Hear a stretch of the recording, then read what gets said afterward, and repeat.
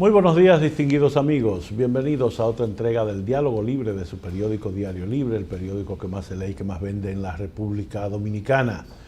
Ante la cercanía del primer round electoral de la República Dominicana, las elecciones primarias del próximo 6 de octubre, tenemos el privilegio de contar hoy en este Diálogo Libre con el magistrado presidente del Tribunal Superior Electoral, el doctor Román Jaques, con quien conversaremos sobre todo el impacto judicial, en este caso judicial electoral, que tiene la actividad electoral en nuestro país.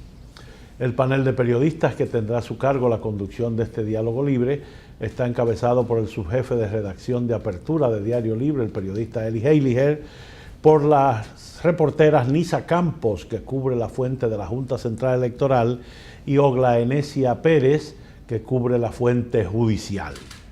En unos instantes arranca este Diálogo Libre con el magistrado doctor Román Jaques, presidente del Tribunal Superior Electoral, a quien damos la más cordial bienvenida con nuestro agradecimiento por haber aceptado nuestra invitación. Buenos días, bienvenido. Sí, bueno, muchas gracias. Primero agradecer la invitación de este prestigioso medio Diario Libre, a su director y al equipo de excelentes periodistas que le acompañan. Es un grato placer volver a estar otra vez con ustedes en esta gestión del Tribunal Superior Electoral. Hace poco recibimos un recuento de las principales actividades y los fallos del tribunal. Parece que es una labor importante y que la gente ya comienza a apreciar como uno de las altas cortes indispensables para redondear el carácter judicial que tienen todas las decisiones en el país.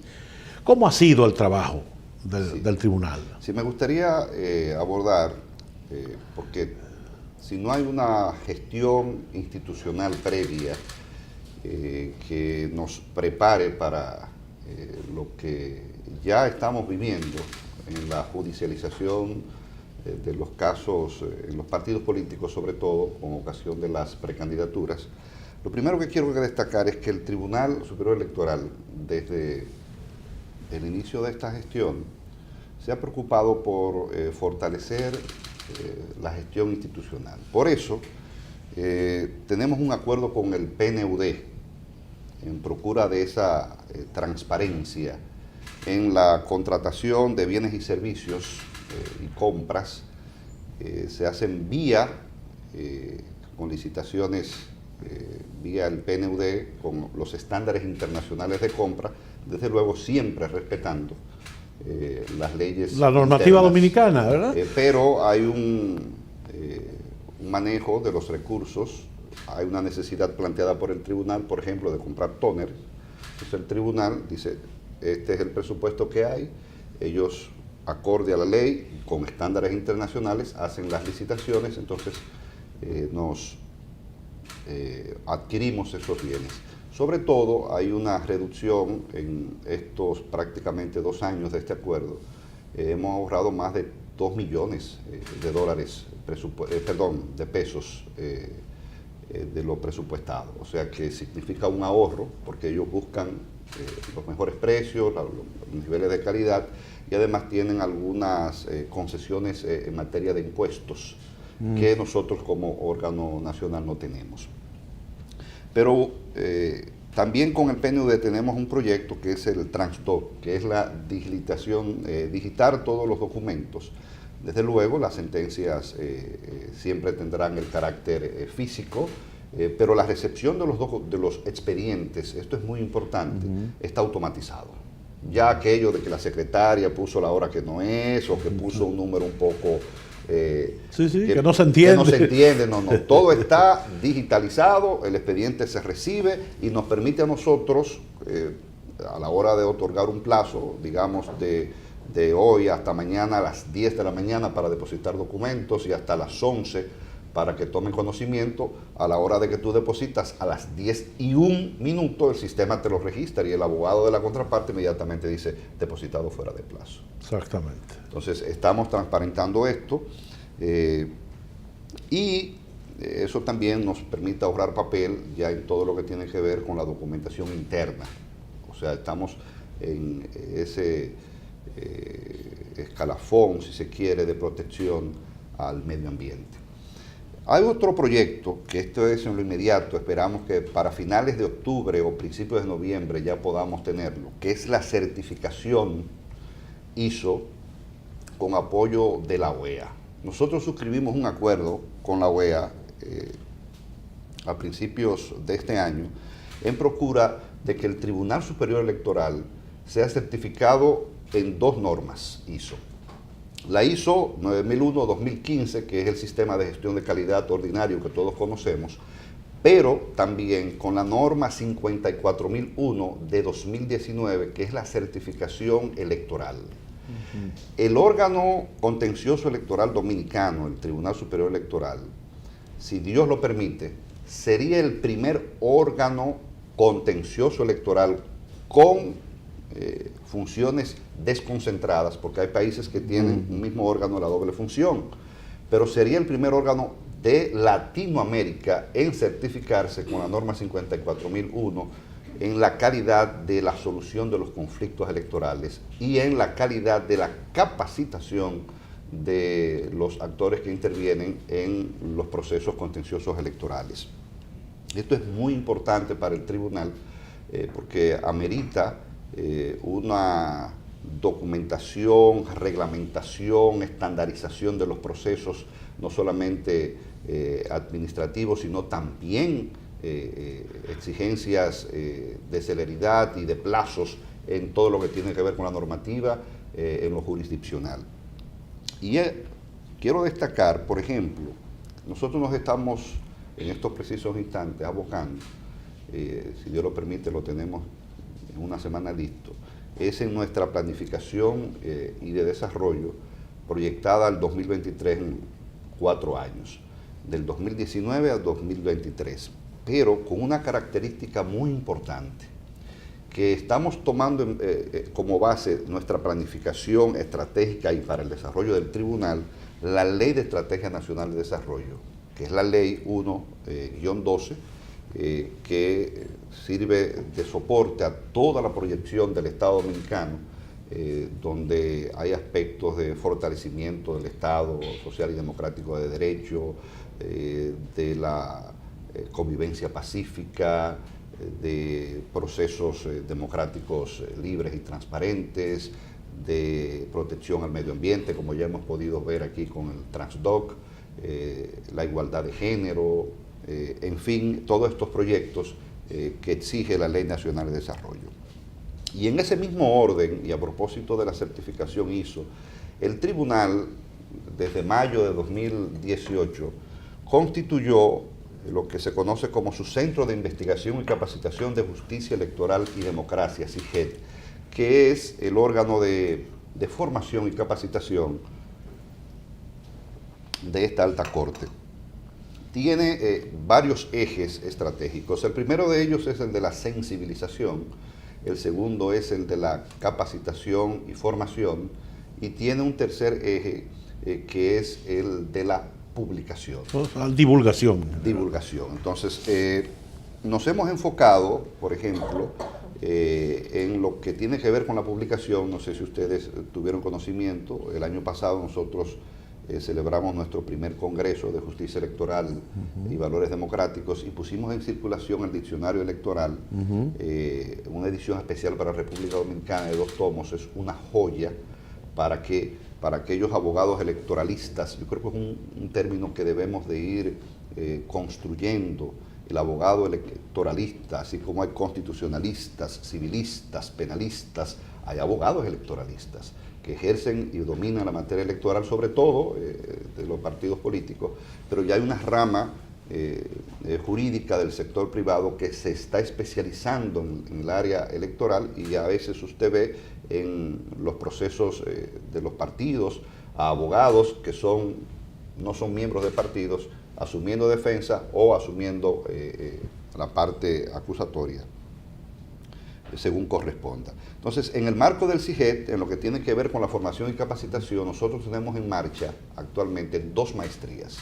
una maestría con la Universidad Autónoma de Santo Domingo sobre Derecho Electoral y Proceso Electoral, donde más de 50 miembros de la sociedad civil, de partidos políticos y personal interno del tribunal se están formando en materia con unos niveles de profundidad de cuarto nivel. Lo propio está ocurriendo en la Universidad Católica Santo Domingo, donde tenemos dos grupos de 30 personas en la maestría de alta gerencia en partidos políticos, lo cual es un aporte muy importante que hace el Tribunal Superior Electoral para esa gestión en la administración de los partidos políticos, donde desde luego la mayoría de los miembros son dirigentes altos y medios de todos los partidos políticos, así como personal del Tribunal Superior Electoral y miembros de la sociedad civil. Nosotros tenemos una tercera maestría que posiblemente entre en ejecución noviembre o diciembre de este año, que es con Castilla-La Mancha, que es en derecho electoral pero comparado. Para nadie es un secreto que los sistemas electorales varían en toda Latinoamérica. Hay sistemas, aunque hay características comunes, por ejemplo en Latinoamérica, que son órganos o concentrados o desconcentrados, independientes del régimen gubernamental, pero son especializados en el área, son permanentes, son autónomos, a diferencia del sistema europeo, donde encontramos que las elecciones las organiza, por ejemplo, el Ministerio del Interior. Aquí esto sería inconcebible por el vínculo con el gobierno central. Así ocurre en otros países europeos, donde lo que opera es el sistema parlamentario ordinario, donde incluso es el propio Parlamento, entiéndase los diputados o los senadores, los que califican las elecciones. Quienes juzgan son los mismos diputados y senadores. Eso no opera acá. Entonces, lo que queremos hacer con esta maestría es sensibilizar cómo funcionan los distintos sistemas a nivel mundial y que República Dominicana entienda que tiene un sistema particular con su propia idiosincrasia y su propia necesidad y bien aplatanado, respetando desde luego los valores democráticos y el principio de legalidad.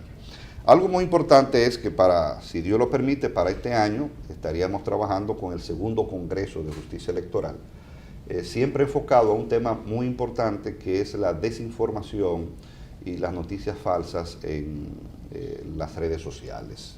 Esos grandes desafíos que tiene no la República Dominicana, que tiene el mundo, cómo armonizar el derecho a la libertad de expresión y difusión del pensamiento con los derechos, los valores democráticos, la secreticidad del voto y otros aspectos importantes del derecho electoral. Ahí el caso Brexit va a haber que estudiarlo muy bien. Así es.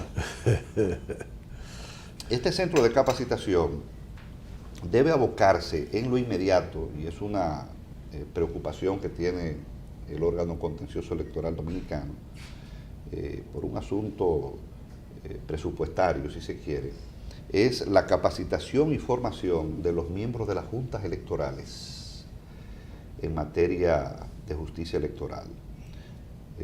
Todos sabemos que hay 158 municipios y cada municipio tiene una junta electoral, donde hay exactamente 1.428 miembros con sus suplentes y desde luego 158 secretarios o secretarias, los cuales están recibiendo una capacitación muy oportuna y muy atinada desde el punto de vista de la administración electoral que hace la Junta Central Electoral. Ahora bien, desde el punto de vista jurisdiccional, desde el punto de vista de la justicia electoral, le corresponde al tribunal capacitar a estos 1.428 miembros y suplentes de las juntas electorales de todo el país, lo cual a la fecha no ha iniciado. Hay un asunto presupuestario que nosotros le estamos solicitando al gobierno a los fines de que en esta fase, que pueda formar parte del presupuesto complementario, porque si bien es cierto que para las primarias, según la información que manejo, las juntas electorales no tendrán una responsabilidad jurisdiccional, la tendrá la Junta, y desde luego, como tiene que ver con partidos políticos, vendrá el Tribunal Superior Electoral, pero ya para las elecciones de febrero, que son municipales, donde hay un voto preferencial y hacemos una relación, por ejemplo, en las elecciones de 2016, donde teníamos voto preferencial para el nivel de diputados, con 190 diputados, eso impactó con aproximadamente 700 decisiones en el 2016. De esas decisiones, prácticamente el 70% tuvo que ver por conflictos vinculados al voto preferencial de los diputados. Lo que, si hacemos una simple inferencia y extrapolamos esto a las elecciones municipales de febrero del año que viene, con un voto preferencial donde hay no 190, sino miles de posiciones en regidores con voto preferencial, esto desde luego va a impactar y necesita la capacitación previa de esos miembros de las juntas electorales. Que son el tribunal de primera instancia. Tienen, según la ley orgánica del tribunal, son el tribunal de primer grado en materia contenciosa electoral. Y nosotros recibimos las apelaciones. Por eso, en el 2016, la mayoría de estas apelaciones venían con violación al debido proceso. Por ejemplo, no celebraban algún tipo de audiencia pública, les respondían a los impugnantes con cartitas, a veces hasta a mano, porque yo siempre lo he dicho, los miembros de las juntas electorales municipales son personas muy probas, personas dedicadas con una vocación de servicio, porque eso es honorífico. Yo fui miembro de la Junta del Distrito en el periodo desde el 2006 hasta el 2010. Eso era honorífico. Le daban una dieta a uno de 10,000 pesos por sesión cuando te convocaban, pero eso es un trabajo cívico y democrático de vocación, y eso lo hacen, pero la mayoría no son abogados. Cuando yo fui presidente de una junta, era gratis totalmente. Bueno. Si no ponía la gasolina no te movía. Entonces esas personas hacen un trabajo encomiable, pero hay que reconocer un estudio reciente, y lo cito por el aspecto académico.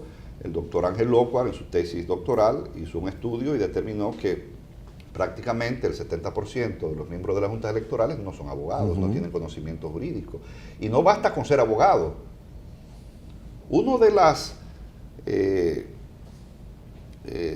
las exigencias más grandes para ser juez que se tiene es para ser juez electoral. El juez electoral debe dominar lo constitucional, el proceso constitucional, lo administrativo, el proceso administrativo, debe dominar el proceso civil, debe dominar el procedimiento civil, debe dominar el penal, el procedimiento penal, que es prácticamente transversalizado todo el derecho público y privado, y a todo esto debe manejar una especialización muy detallada de un derecho, si se quiere, autónomo del derecho público, que es el derecho electoral. Entonces, no basta con ser abogado, tiene que tener conocimiento jurídico, judicial, electoral. Y esta es una preocupación del Pleno del Tribunal Superior Electoral para la formación de estos miembros de las juntas electorales. Yo no puedo dejar de mencionar logros importantes del Tribunal Superior Electoral, que se ha convertido en estos últimos 2 años y algo, si se quiere, ha asumido un liderazgo internacional con los demás órganos. Por ejemplo, el Tribunal Superior Electoral fue elegido en septiembre de 2017 como vicepresidente mundial de la Red Mundial de Justicia Electoral, que agrupa a órganos contenciosos electorales o tribunales electorales de todo el mundo. Y tenemos la representación del continente americano. Precisamente ahora, a principios de noviembre, termina la gestión como vicepresidencia mundial y para nadie es un secreto que nosotros aspiramos a ser el próximo presidente como órgano contencioso electoral de la Red Mundial de Justicia Electoral, que abarca instituciones de todo el mundo, Centro Carter, Idea Internacional, las principales. Hay 52 centros de investigación de universidades del mundo. Hay un comité académico integrado por investigadores y científicos en materia política electoral de Italia, Brasil, Estados Unidos, España, Francia, y órganos electorales, les reitero, de todos los continentes. También nosotros, a partir del 2020, octubre-noviembre de 2020, vamos a asumir, ya fuimos elegidos, esto es una copresidencia con la Junta Central Electoral, la copresidencia de la Unión Interamericana de Órganos Electorales, que es UNIORE, que precisamente va a estar aquí observando las primarias del próximo 6 de octubre. Y lo propio, recientemente, hace ya un mes, fuimos elegidos miembros de la Junta Directiva de la Asociación Mundial de Órganos Electorales, la AUET. También esto es donde hay dos órganos normalmente, a menos que sea algo especializado como es la justicia electoral. En el caso de la Red Mundial de Justicia, solamente es el órgano que asume esto. Y fuimos elegidos ya para final de noviembre para realizar en el país la 11ª conferencia de justicia electoral, también con el tema de desinformación, noticias falsas, redes sociales, que es un tema que es de interés de todos los órganos electorales. Ya quiero pasar ya a temas, aspectos de competencias formales del Tribunal Superior Electoral, como es la rectificación de actas del Estado Civil. Este tribunal recibió en el 2017 unos casos pendientes, más de 3.000. Nosotros inmediatamente hicimos un operativo de descongestionamiento de estos casos, porque ¿qué ocurre?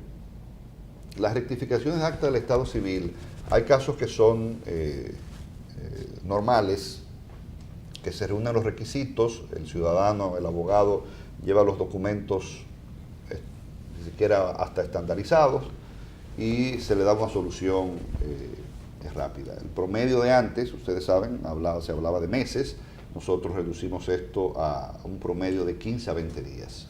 Una decisión de rectificaciones de acta del Estado Civil en el tribunal no llega al mes.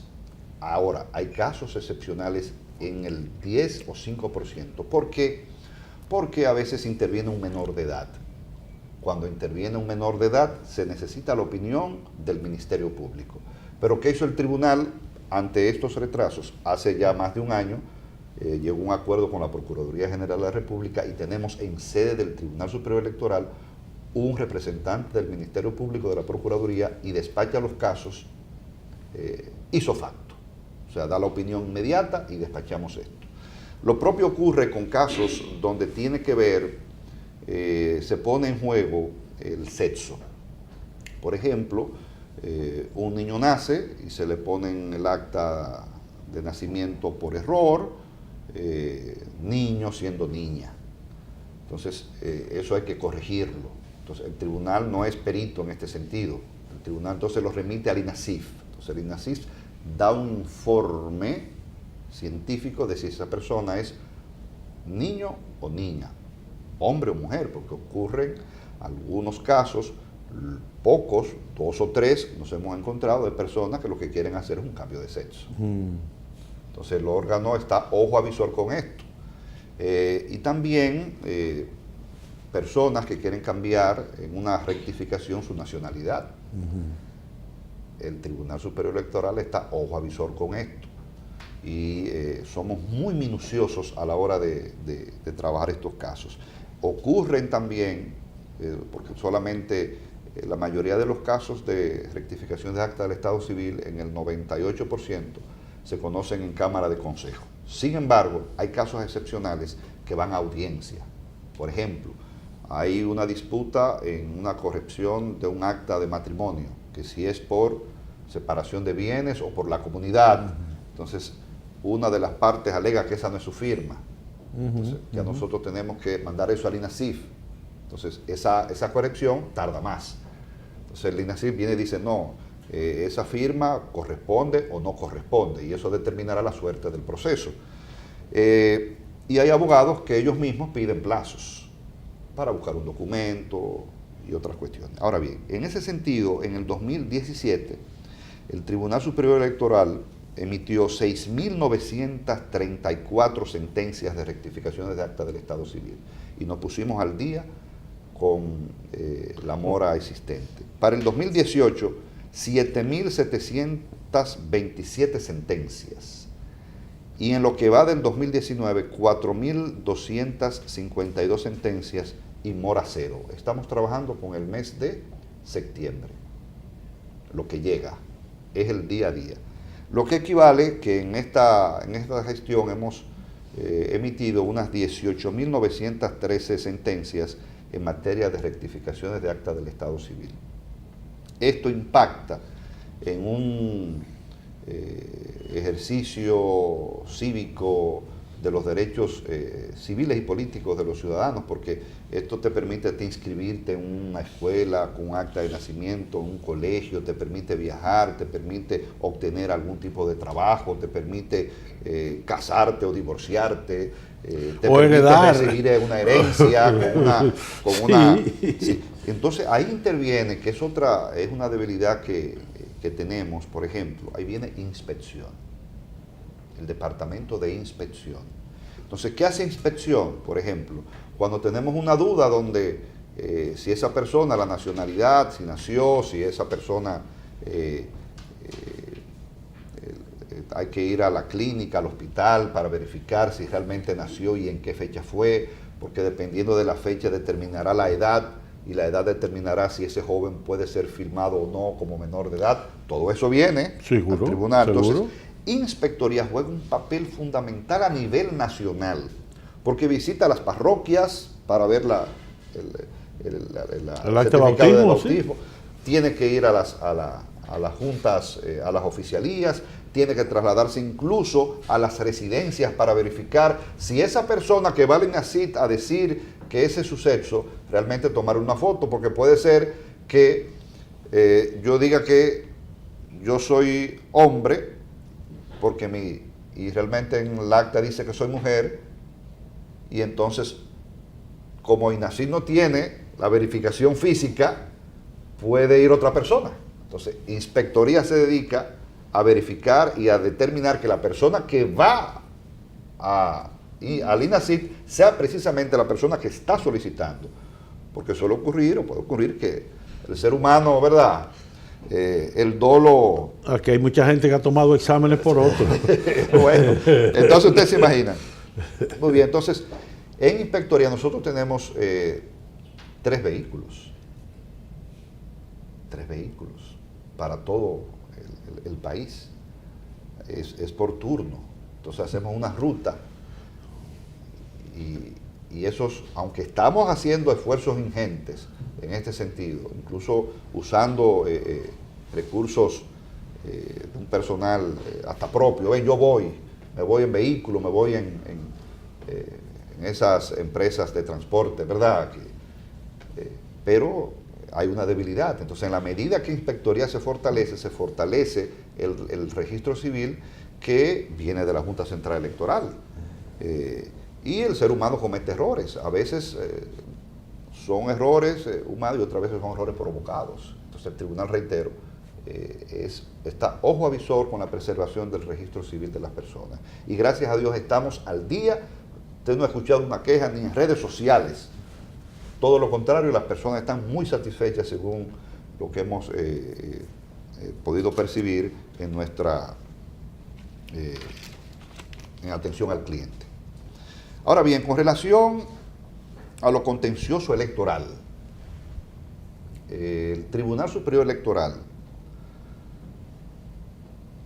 tiene en una demanda ordinaria promedio 2 o 3 meses en conocer un caso para preservar, eso es materia ordinaria, en años no electorales.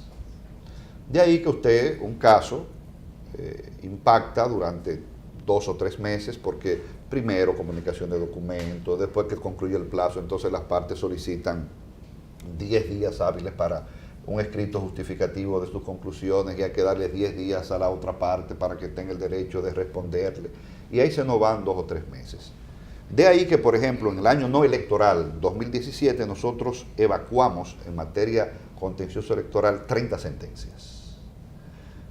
Pero, y hago aquí una anécdota, yo tuve una reunión al principio de la gestión de pleno a pleno con la pasada Junta Central Electoral y la pasada Junta Central Electoral no, sino la pasada Suprema Corte de Justicia, la pasada gestión. Y decía uno de los jueces de la Suprema Corte de Justicia, decía, ustedes tienen un problema, los jueces del Tribunal Superior Electoral, es que nosotros conocemos miles de casos y pasan desapercibidos. Llegará uno, un Odebrecht, que un caso particular de una muerte que impacte socialmente. Todos los casos son importantes. Pero ¿qué ocurre? Que en materia electoral todos los casos son primera plana. A veces, mientras menos importante es el caso, más suena. Más suena. Entonces, con un caso, o sea, la atención política del país y mediática está en ese caso. Y con 30 casos en un año, ustedes se imaginan. En el 18, 33 sentencias contenciosas electorales, años no electorales. Ahora, en este año 2019, llevamos 73 sentencias contenciosas electorales. Se duplicó. Se duplicó, no lo que se hace solamente en un año, sino que superamos, sumando el 17 y el 18. Y hago la observación. Del 6 de agosto, que fue cuando comenzaron las impugnaciones, acciones de amparo, con ocasión de las precandidaturas de estos dos partidos que van a primarias simultáneas, uno con padrón abierto y otro con padrón cerrado. Desde el 6 de agosto al corte del 23 de septiembre, hemos evacuado 42 sentencias, sin ningún caso pendiente.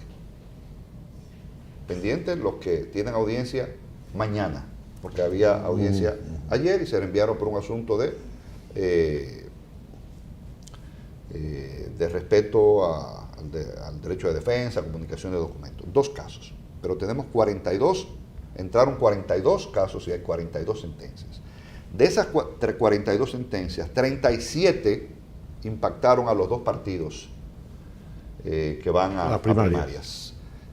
37. 29 al PLD, 29 impugnaciones contra el PLD y 8 contra el PRM.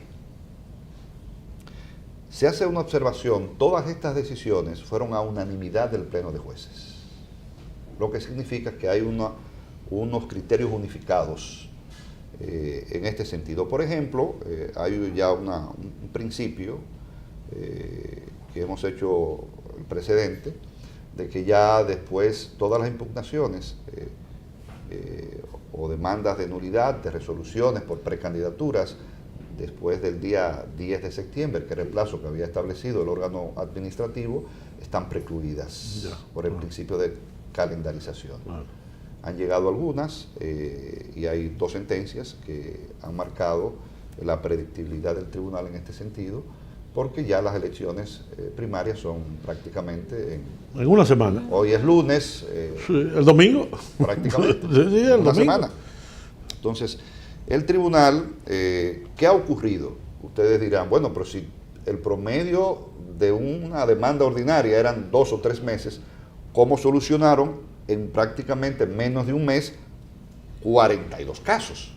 Bueno, la ley y nuestros reglamentos nos facultan en periodo electoral de conocer los casos de urgencia. Sí, de manera abreviada. Abreviado los plazos de hora a hora. Sí. Entonces, estos casos tuvieron un promedio de respuesta desde el sometimiento en secretaría, con ese sello digitalizado, como le había dicho, hasta la emisión de la sentencia en una lectura pública por la parte dispositiva, un promedio de 24 horas laborables cada sentencia.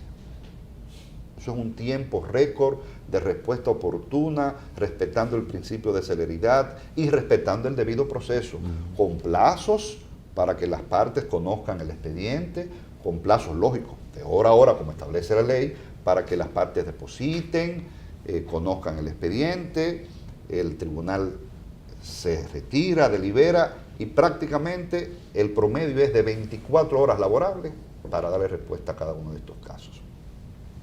El tribunal, desde luego, A partir del 6 de octubre habría que ver el desarrollo de las primarias. Nosotros creemos en que el civismo y el comportamiento que caracteriza al pueblo dominicano, lo digo pueblo dominicano porque hay un padrón abierto donde los ciudadanos podrán votar por uno de los partidos y el cerrado, los que tengan esta oportunidad, los resultados no impacten en un nivel tal que tengan que venir judicializaciones en grado numérico que impacte al tribunal, pero si así fuere, estamos preparados. Yo imagino que tendrán que hacer un calendario en el que las actividades municipales estén primero que las otras, porque son en febrero. Sí, en febrero. Entonces, ya lo de febrero, estamos trabajando con esto y nos sirvió un ejercicio de trabajo en equipo, sobre todo, los jueces titulares, el equipo técnico contencioso, el equipo de abogados ayudantes, dando respuesta inmediata a todas estas demandas. O sea, 42 impugnaciones en 25 días para un tribunal, donde no ocurre como en otros países. En otros países, por ejemplo México, la instrucción, porque nosotros instruimos desde cero, y el abogado dominicano, como le dije, hay excepciones ya de firmas privadas, pero el abogado que litiga en nuestro tribunal tiene 3 características muy fuertes. Primero, que es militante de ese partido. Militante de ese partido. Segundo, tiene un cargo en ese partido. Y tercero, la decisión que está atacando le afecta en lo personal. Y algunos tienen una remuneración económica. Claro. O sea que lo que tenemos ahí son personas con una pasión a veces que se desborda, pero el tribunal es muy tolerante y es muy respetuoso del derecho de defensa, del desarrollo de las audiencias, siempre guardando la solemnidad que amerita el tribunal. Nosotros para el año que viene visualizamos un impacto presupuestario que debe ser mejorado al Tribunal Superior Electoral y debe ser en demasía. Nosotros en este año preelectoral tenemos un presupuesto de un año no electoral. Nosotros tenemos el presupuesto del 18, que son 600 millones. Y si usted va a la tabla de asignación presupuestaria, somos la segunda institución del Estado con menos presupuesto. La primera es la Defensoría del Pueblo, después el Tribunal Superior Electoral. Entonces, 600 millones no son suficientes, incluso por eso estamos pidiendo un presupuesto complementario, para nosotros recibir todo el impacto electoral de 2 elecciones o 3 elecciones, porque tenemos elecciones, como le dije, en febrero, municipales, con un impacto del voto preferencial, yo le diría que impredecible, porque hay que determinar si va a haber automatización, hay que ver cómo se desarrolla la automatización. Ayer, la semana pasada, tuvimos la oportunidad, un acuerdo, estamos trabajando en una comunidad con la Junta Central Electoral en proyectos que deben ser afines. Yo digo que la Junta Central Electoral y el Tribunal Superior Electoral son del ave de la democracia a 2 alas. Si un ala falla, la democracia no va a volar. Entonces recibimos una jornada informativa sobre la automatización del voto, desde el punto de vista técnico hasta el punto de vista logístico. Conocimos todo el proceso, lo que nos da una visión clara de cómo esto se desarrolla, y a la hora de poder juzgar si viniere algún caso, pues ya uno tendría conocimiento de causa. Aunque siempre lo que se va a aplicar es la ley, los principios constitucionales y los valores y principios democráticos. Entonces, tenemos elecciones en mayo, donde están las presidenciales y las congresuales, también con voto preferencial. Y si ocurriese una segunda vuelta electoral para junio. Entonces, ¿qué ocurre? Lo de las elecciones municipales tienen una característica muy importante, donde, creo que usted lo decía anteriormente, donde las juntas municipales, las juntas electorales municipales, van a tener un papel protagónico, porque primero son los que van a conocer en primer grado, funcionan como tribunal de primera instancia y nosotros como apelación. Ahora bien, ellos, a diferencia de los diputados y del presidente o presidenta, quien hace la juramentación y entrega del certificado correspondiente son las juntas. Y tienen un plazo hasta mediados de abril. Así y si es. usted cuenta febrero, entonces ellos van a estar terminando el proceso, porque tienen doble función, conocen lo administrativo y conocen lo contencioso electoral. Entonces esos miembros, terminando las elecciones de febrero, van a estar organizando las de mayo, van a estar conociendo todas las impugnaciones que pudiesen ocurrir en los colegios, van a estar trabajando, bueno, todo dependerá si habrá voto automatizado o no, pero partiendo de la realidad legal hasta ahora, estarán conociendo la revisión de votos nulos, votos observados, acciones de amparo, posibles recusaciones, y todo eso concomitantemente con la organización de las elecciones de mayo, conformando los colegios electorales, porque no todo el mundo, siempre hay una dejadez. La cultura universal de organizar elecciones en periodos separados es que el que trabaja en un colegio electoral no necesariamente trabaja, hay una dejadez y renuncias para las elecciones que vienen. Normalmente las municipales nunca tienen mucha aceptación. La Junta está haciendo un trabajo importante en este sentido de reclutamiento, sí llaman la atención las presidenciales, entonces tienen un trabajo doble, con la salvedad de que todo debe estar decidido antes de mediados de abril. Es un mes, febrero, marzo, mes y medio, para subsanar todos los problemas judiciales que pueda haber con ocasión de las elecciones municipales, porque después de ahí todo estaría y emitir consumado. Los diplomas, emitir los certificados a los ganadores, sí, los certificados de elección, regidores y alcaldes. Y los distritos. Sí, así es. Entonces, vienen las elecciones presidenciales y congresuales, que trae consigo sus propios bemoles. Exacto. Aquí ya la participación y el interés, aunque es poco, pero es mucho. Así es. Don Eli.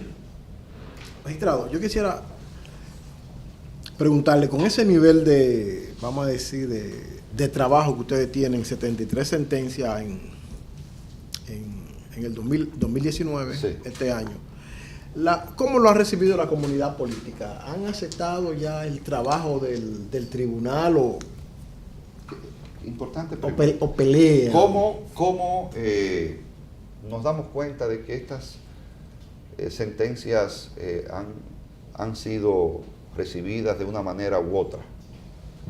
Con los recursos de revisión ante el propio órgano o los recursos de revisión al Tribunal Constitucional.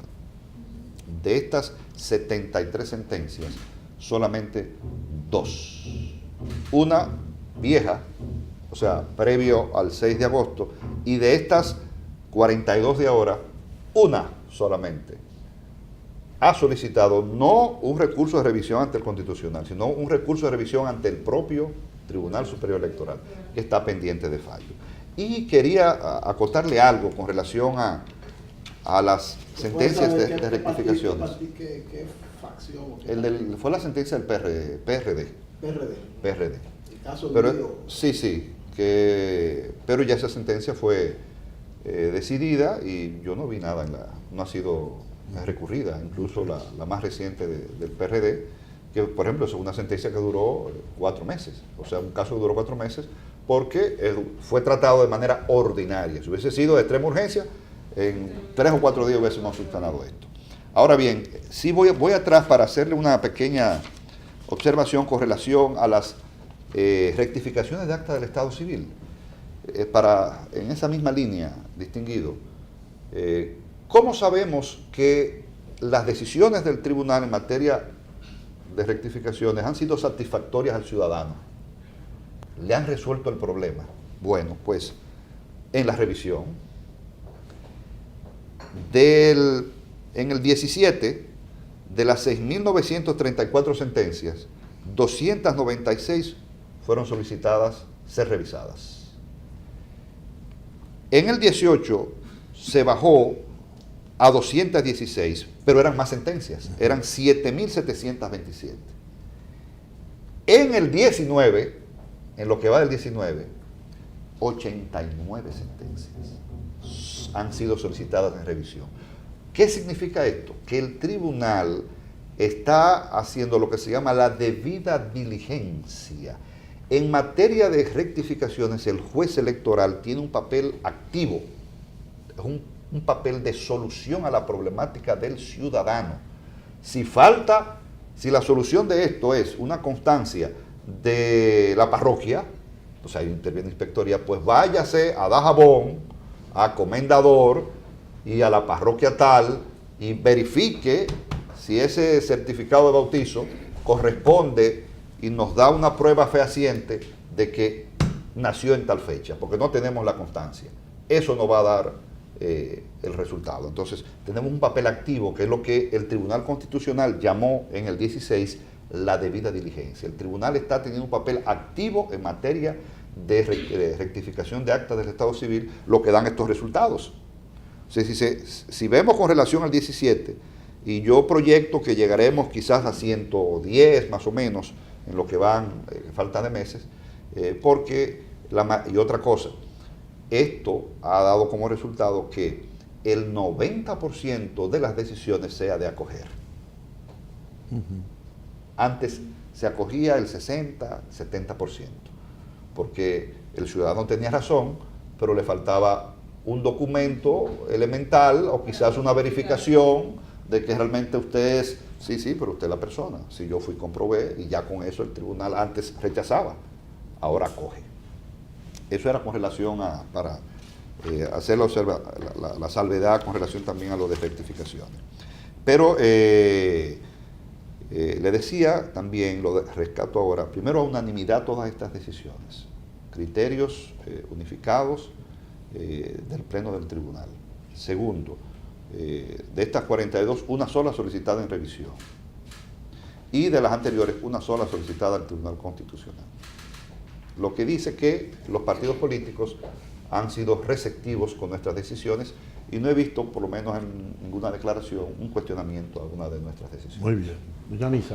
Magistrado, de cara a las elecciones del 2020, ¿cómo vamos con la jurisdicción penal electoral? Interesantísimo tema. El Tribunal Superior Electoral tiene competencia para conocer las infracciones electorales, que abarca crímenes y delitos.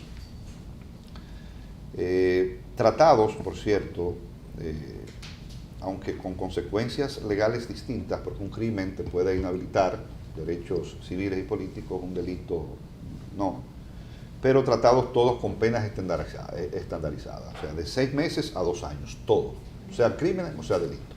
E incluso las multas de los delitos, que deben ser inferiores a las de los crímenes, son mayores.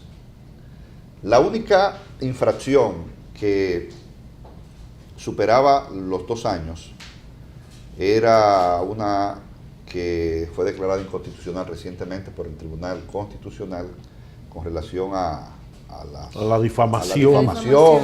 Eso muy ambiguo, muy subjetivo, donde evidentemente ya puedo hacerla totalmente de acuerdo con esa posición del Tribunal Constitucional, preserva el derecho de expresión y difusión de las personas, y con una pena criminalizando de hasta 8 años de prisión. Irónicamente, las 2 leyes, porque encontramos delitos y crímenes en las 2 leyes, tanto la del régimen como la de partidos políticos, agrupaciones y movimientos. En el caso de falsedad en materia electoral, la ley anterior establecía penas para sancionarla hasta 8 años. En esta nueva legislación se redujeron. Es que ellos saben que esa es la práctica habitual. Se redujeron. Se redujeron. Entonces, fíjese bien. Entonces, ¿qué ocurre? La ley ordena que se cree una unidad especializada del Ministerio Público, pero yo siempre lo advertí, y el procurador, si se quiere, en cierta medida tiene razón. Hay dos cosas que hay que aclarar. Lo primero es que ese tipo de estructura dentro del Ministerio Público corresponde al nivel de corte de apelación y debe ser creada por el Consejo Nacional del Ministerio Público. Entonces, si es para un fiscal electoral con jurisdicción en el Tribunal Superior Electoral, nosotros somos una alta corte. En todo caso, debe ser un procurador general adjunto del procurador, que tenga esa función. Pero al final de cuentas, lo importante es que los fiscales a nivel nacional, porque ¿qué ocurre? Nosotros tenemos una jurisdicción nacional para los delitos electorales. Si un delito electoral, una compra de votos o una venta, porque ambas actuaciones son ilícitas, ocurriese en la Mata de Cotuí, el fiscal o fiscalizador de ahí debe, es un caso penal ordinario, normal, con el plazo de las 48 horas, y eso debe ser remitido ¿a dónde? A la Procuraduría General de la República, a esa unidad que, reitero, debe tener el nivel no de corte. La persona que sea designada debe ser un procurador general adjunto, y que incluso en lo que se llama concurso es válido que se pueda designar a alguien de manera interina. Pero al final de cuentas lo importante es, y ya lo inició el Procurador General de la República, la Procuraduría, la capacitación de los fiscales en las distintas provincias sobre, no el proceso penal, porque eso lo saben ellos, sino sobre las características, las tipificaciones de los delitos y de los crímenes electorales y cómo esto es el procedimiento ante el Tribunal Superior Electoral. Entonces, es otra debilidad presupuestaria. El Tribunal Superior Electoral, en su infraestructura física, no tiene capacidad para recibir, ahí no hay celda, no hay celda. O sea, ¿cómo manejamos esto? Debe haber una estructura penal instalada y no la tenemos. Incluso es cuestionable hasta que todos los casos tengan que venir a la capital y no conocido por el juez natural.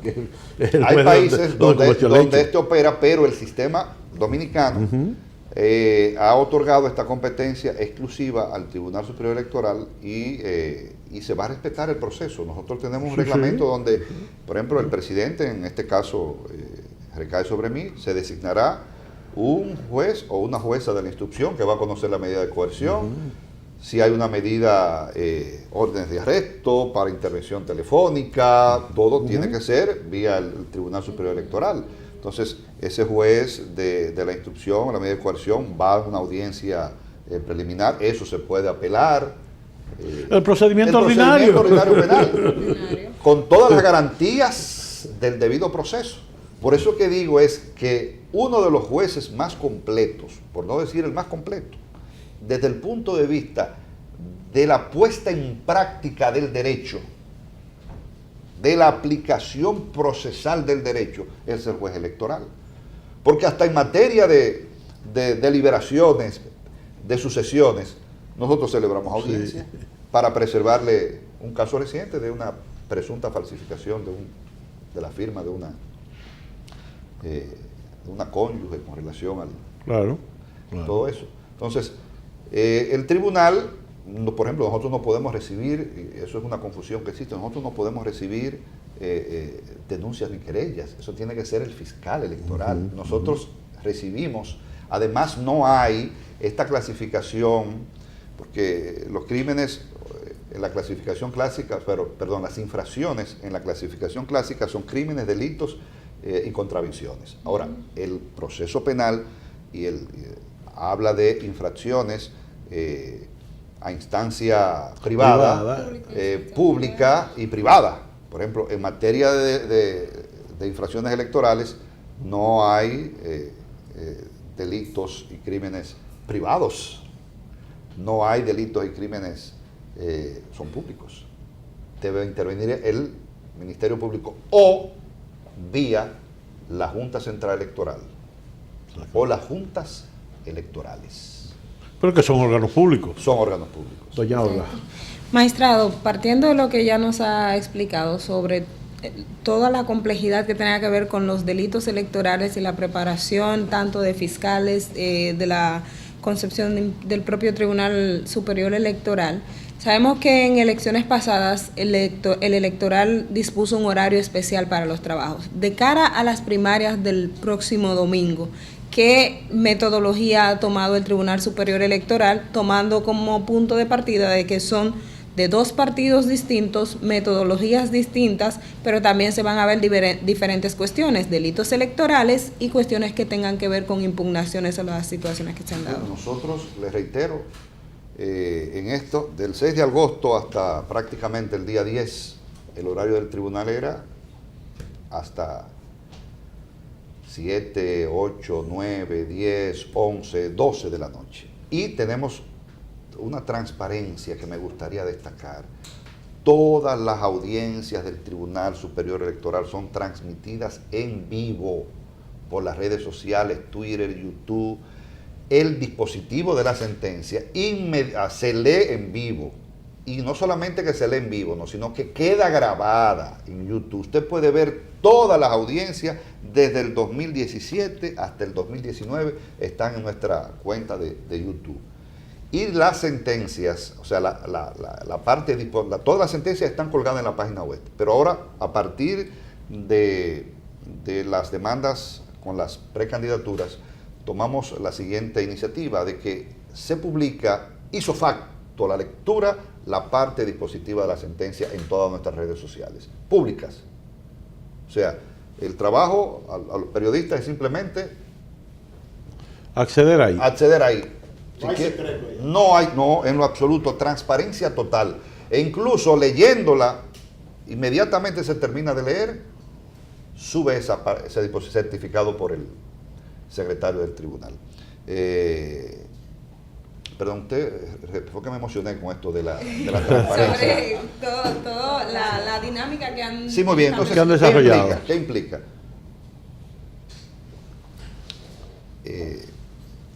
Los órganos, no solamente administrativos, sino los órganos electorales, tanto contencioso como administrativo, en etapas de la jornada electoral activa, con esas demandas y horarios extendidos obligatorios, hace que haya que trabajar horas extras y el personal te lo reclama. Entonces, hay que pagar horas extras, jornadas extraordinarias, pero el tribunal no lo está haciendo porque no tiene presupuesto. Nosotros lo estamos haciendo de tripas corazones, o sea, el personal está saliendo de allá 10 de la noche. Incluso, a propósito de lo que usted preguntaba, el domingo nosotros vamos a trabajar, el tribunal va a estar abierto. Domingo 6 va a estar abierto. Cualquier ciudadano que considere, está abierto. Jornada electoral. Por eso estamos solicitando en el presupuesto complementario todo esto. O sea, esto impacta económicamente y lo propio va a impactar. Nosotros estamos en sesión permanente. Yo le decía a un familiar, esto es hasta septiembre, y cuidado sin más del año que viene, porque lo penal se extiende. Lo penal yo no puedo declarar lo penal en extrema urgencia. Lo penal debe llevar un proceso lento, riguroso del debido proceso. Entonces, algún delito electoral que llegue el año que viene, eso puede extrapolarse, ir más allá del 16 de agosto. Y ahí no hay preclusión ni calendarización, porque ya es un asunto que impacta el orden público. Claro. Y debe seguir. Eso es, nosotros estamos desde el 6, 24/7. Incluso Vamos a habilitar lo que se conoce en derecho procesal penal ordinario, lo que es el juez de atención permanente. Porque si un plazo vence a la 1 de la madrugada, hay que conocerle la medida de coerción a la 1 de la madrugada. O sea, es mucho trabajo que tiene el Tribunal Superior Electoral. Pero nosotros primero sabemos lo que tenemos en manos, estamos preparados desde el punto de vista técnico, desde el punto de vista de la capacitación del personal, debilidades presupuestarias que tenemos esperanza de que el tratamiento en lo que resta de año sea de un año preelectoral y el tratamiento del presupuesto del año que viene sea el tratamiento de un año electoral. Muy bien. Nosotros para este año habíamos solicitado unos 1.100 millones, nos quedamos con los 600 del año pasado, pero estamos trabajando. Muy bien. Pues muchísimas gracias al magistrado doctor Román Jáquez. Y quería decirle algo. Ajá. Este tribunal, los pasos es en ser el tribunal de la democracia por sus decisiones apegadas a la Constitución, a los principios democráticos, al principio de legalidad, siempre con la independencia, imparcialidad y una independencia que siempre está en el carácter de cada juez. Yo creo que eso es algo interno y el tribunal lo ha demostrado con fuerza y coraje su independencia. Muy bien.